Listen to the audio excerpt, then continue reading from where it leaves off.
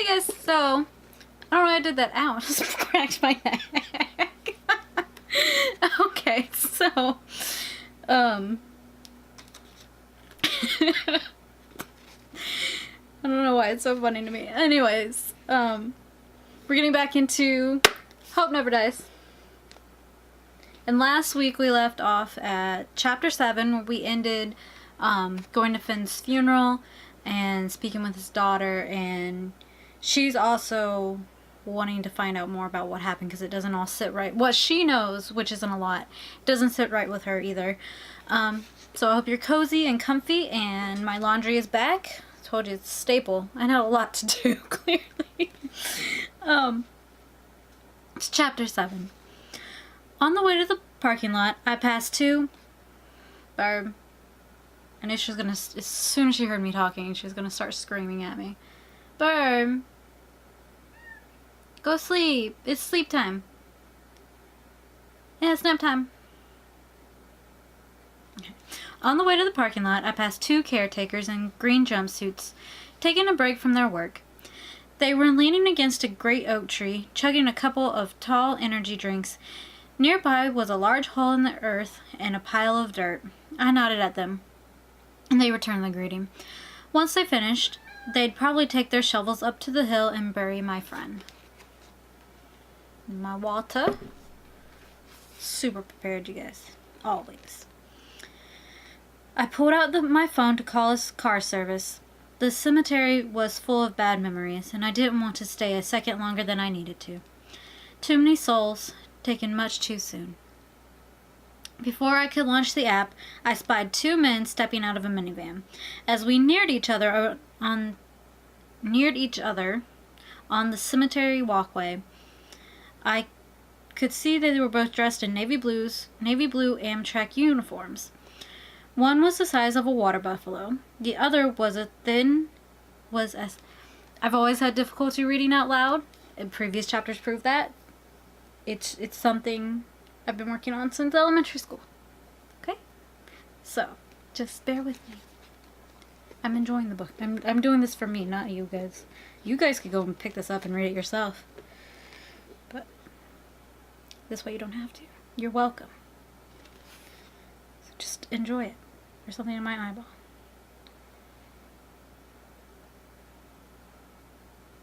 Okay. Amtrak uniforms. One was the size of a water buffalo.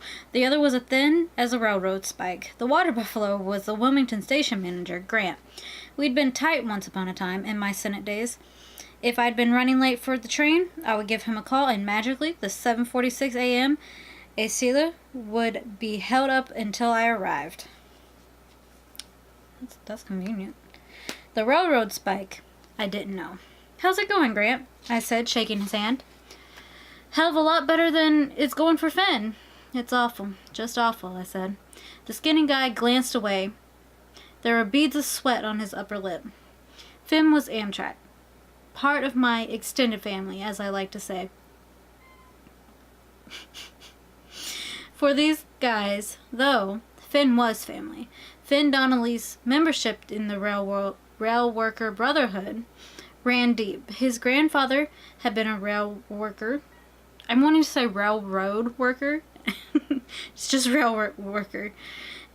Dynamiting canyons and laying rail for the old transatlantic coastline during the Great Depression. Finn's father had been a rail worker as well, working the yards in Chicago for 35 years. I looked up the pathway, following it with my eyes, to... Barb, please. You'll get... She's gotten attention. Don't believe her. She's lying. You're lying. The internet knows you're lying.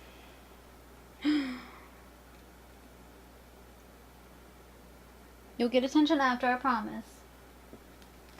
I promise. I do. I looked up the pathway, following it with my eyes, to the tent propped up for Finn's coffin. The service was at 2. It's over now, but there's still some family left up there. We'll wait until they leave, Grant said. Don't want to cause a scene. I'm sure it won't be a problem. We'll wait. I nodded. Grant probably knew Finn's family mostly through Finn's stories. When you know somebody secondhand, it can be a shock to the system to meet them in person, especially if the link between you has severed. The skinny guy whispered something to Grant that I couldn't make out, and then he returned to the van. Grant didn't say anything. Your friend, he's an engineer, Grant said quickly. Alvin Harrison. The engineer who'd been driving the train that hit Finn. According to the follow-up story I read in the news journal earlier that morning. No wonder they wanted to avoid the family. That's fair. How's he taking it? I asked. How would you take it? I stared back at the man in the passenger seat of the minivan. Alvin looked broken, haunted. Even though he hadn't been responsible for Finn being on the track, he was being put through the ringer just the same. It was impossible to say how many test tubes of blood they had drawn from him, how many interviews he'd been submitted to. While the rest of us were trying to cope with losing Finn, Alvin was trying to cope with life under the microscope. I knew a little something about living under a microscope. Even if you've done nothing wrong, it's easy to start believing you were somehow to blame. Listen, Grant. You knew Finn better than me. Ever get a sense that he was depressed? Grant narrowed his eyes hawk-like. You think it was suicide? I'm sorry if I misspoke. I don't know why I asked the question. I didn't need to be digging around in other people's business. I just had made that promise to Grace. Grace is Finn's daughter. Grant said, it's the first question people ask when somebody steps in front of a train, you know? You know why? I shook my head. Because the answer is almost always yes. He said, there are plenty of ways to kill yourself, but nothing's more final than stepping in front of a train. Take some pills. There's a chance you wake up. Hang yourself, somebody could cut you down. But the ACL Express doing 150? I waited for him to continue. After a few moments, he said, Finn's wife was sick, real sick. He never said a word to anyone, not a word. I imagine that takes a lot out of a man. Was he depressed? How could he not be? Losing family was enough to wreck you. If it didn't, there was a chance you had already been wrecked. But he never would have killed himself, Grant said. Not like that. How can you be so sure? You just said... I said the man was depressed. Not in the right state of mind, or however you wanted to say it. That doesn't mean he would hurt a fellow railroad man. People who step in front of trains because it's an easy way out. They're not thinking about how their reactions. I'm just reading the rest of it and I'm just like, I hate how it's worded, but I understand why it's worded the way it is. People who step in front of trains because it's the easy way out. They're not thinking about how their actions affect the engineer who's driving. It's not even on their radar.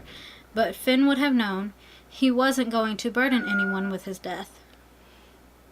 Not one of his own brothers or sisters at Amtrak.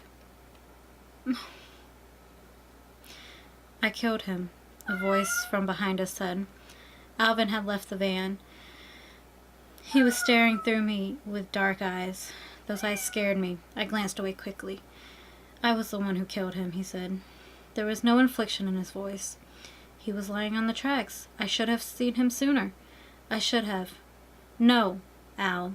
We've been over this, Grant said. Al was shaking now. I keep replaying it over and over, trying to remember if I saw him twitch. Did he move? Or was that